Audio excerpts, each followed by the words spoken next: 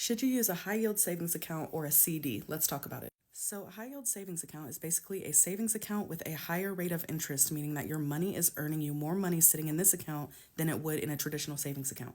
These accounts have variable rate interest, meaning the interest goes up and down depending on market values and other factors, but you do have immediate access to your money and you can add money to it whenever you want. A CD or a certificate of deposit is a fixed rate interest. So you put your money in a CD, it is locked up for a predetermined time period, but you're going to get that same amount of interest the entire time that your money is in that.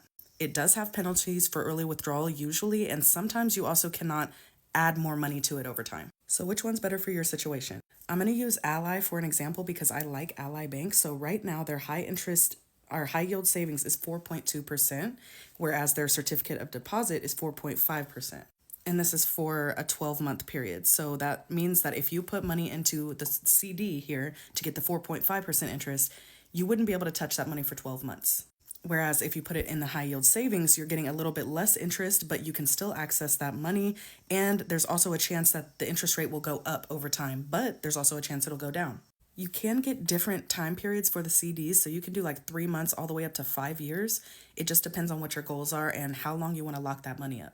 If you do want to use a CD, I would still have a high yield savings account because you want money that you can immediately access if needed. You don't want to put your entire emergency fund in a CD because then it's locked away. And if you do have an emergency, you're not going to be able to access that money without a penalty.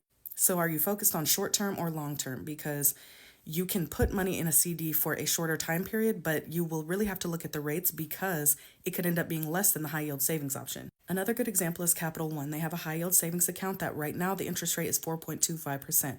They also have a CD that is a 5.10% for a 10-month time period. And you can always do both. You can have both of these accounts, take advantage of the higher interest for a longer period of time, but also have some money in a high yield savings account. And I would really recommend that you do. Do not put all your money in a CD.